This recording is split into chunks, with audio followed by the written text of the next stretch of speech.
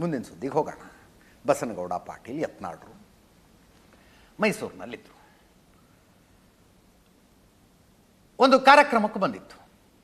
ಅವ್ರನ್ನ JCB ಅನ್ನೋ ಪಕ್ಷ ಮಾಡ್ತೀವಿ ಅಂತ ಅನೌನ್ಸ್ ಮಾಡಿದಾರಲ್ಲ, JCBಯಲ್ಲಿ ಹೂಗಳನ್ನು ತಂದು ಸುರಿಮಳೆ ಸುರಿಸಿ ಸ್ವಾಗತಿಸಿದರು ಬೆಂಬಲಿಗರು.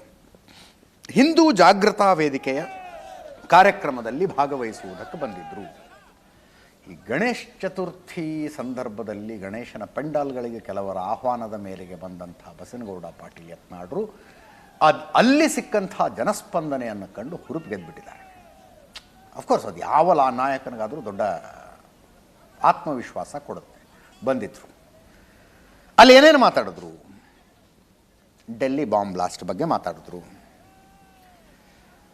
ಮುಸ್ಲಿಂ ಅಪೀಸ್ಮೆಂಟ್ ಬಗ್ಗೆ ಮಾತಾಡಿದ್ರು, ಜೊತೆಗೆ ಲಿಂಗಾಯತ ಪ್ರತ್ಯೇಕ ಧರ್ಮ ಅಂತ ಹೋರಾಡ್ತಾ ಇರುವ ಸ್ವಾಮೀಜಿಗಳನ್ನು ತರಾಟೆಗೆ ತೆಗೆದುಕೊಂಡರು. ಕೇಳಿಸ್ಕೊಳ್ಳಿ. ಜಾಗೃತ ಆಗದೇ ಇದ್ರೆ ಇವತ್ತೇನು ದಿಲ್ಲಿಯ ಬಾಂಬ್ ಸ್ಫೋಟ, ಇವರು ಯಾರೋ ಅನಕ್ಷರಸ್ಥರು ನಿರುದ್ಯೋಗಿಗಳು ಮಾಡಿದಂತಹ ಬಾಂಬ್ ಸ್ಫೋಟ ಅಲ್ಲ. ಯಾವ ಮುಸ್ಲಿಂ ನಾಯಕನು ಸಹ ಈ ಬಾಂಬ್ ಸ್ಫೋಟನ್ನು ಖಂಡನೆ ಮಾಡ್ತಾ ಇಲ್ಲ. ಹಿಂದೂ ವಿಚಾರ ಇರುವಂಥವ್ರೆ ಭಾರತದಲ್ಲಿ ಪ್ರಧಾನಮಂತ್ರಿಗಳಾದಾರ ಅಂತೇಳಿ ಭಾರತ ಇವತ್ತು ಸುರಕ್ಷಿತ ಇದೆ. ಇಂಥ ಭಯೋತ್ಪಾದಕರನ್ನ ರಕ್ಷಣೆ ಮಾಡುವಂಥ ಒಂದು ಸರ್ಕಾರ ಕರ್ನಾಟಕದಲ್ಲಿ ಇದೆ ಅಂತೇಳಿ ನನಗೆ ಬಹಳ ನೋವಾಗ್ತದೆ.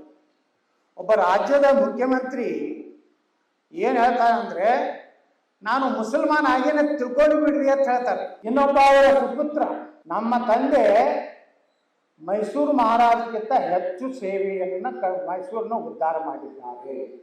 ಈತ ಒಬ್ಬ ಮಹಾರಾಜನ ಸರಿಸಮಾನವಾಗಿ ಸಹ ಯಾರು ಕರ್ನಾಟಕದಲ್ಲಿ ಇನ್ನೂವರೆಗೆ ಆಗಿಲ್ಲ. ಹಿಂದುತ್ವದ ಹೆಸರಿನಲ್ಲಿ ಆಯ್ಕೆಯಾದಂಥವರು ಚುನಾವಣೆ ಆದ ನಂತರ ಹಿಂದೂಗಳ ರಕ್ಷಣೆ ಮಾಡದೆ ತಮ್ಮ ಸ್ವಾರ್ಥ, ತಮ್ಮ ಕುಟುಂಬದ ರಕ್ಷಣೆ ಮತ್ತು ಹೊಂದಾಣಿಕೆ ರಾಜಕಾರಣ ಮಾಡಿಕೊಂಡು ನನ್ನ ಗಮನಕ್ಕೆ ಬಂದಂಥ ಕೇಸುಗಳನ್ನು ಈ ಸರ್ಕಾರ ಹಾಕಿತು. ಆದರೆ ನಾವು ಎಲ್ಲಿನೂ ಈ ಸರ್ಕಾರದ ಜೊತೆಗೆ ಹೊಂದಾಣಿಕೆ ಮಾಡಿಕೊಳ್ಳಲಿಲ್ಲ. ಆ ದುರ್ದೈವ ಅಂದರೆ ಕರ್ನಾಟಕದಲ್ಲಿ ಇವತ್ತು 2,13,000 ಸರ್ಕಾರಿ ಹುದ್ದೆಗಳು ಖಾಲಿ ಇವೆ, ಇನ್ನೂ ತುಂಬ್ತಾ ಇಲ್ಲ.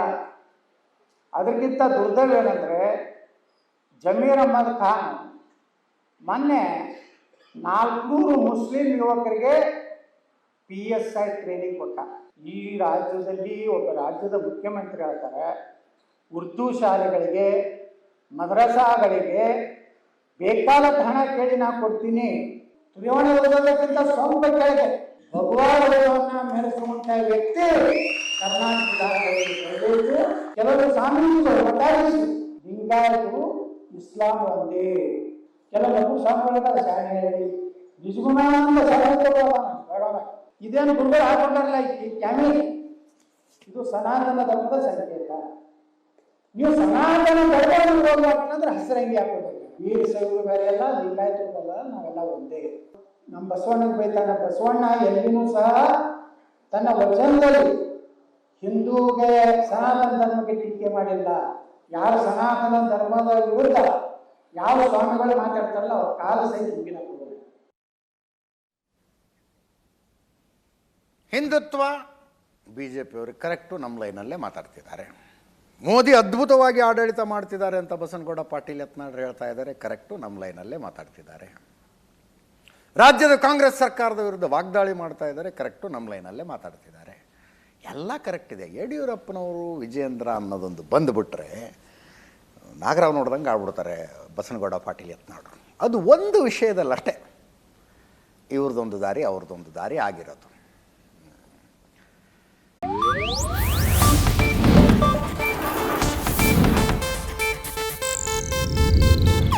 ಇದು ಏಷ್ಯಾನೆಟ್ ನ್ಯೂಸ್ ನೆಟ್ವರ್ಕ್ ಪ್ರಸ್ತುತಿ.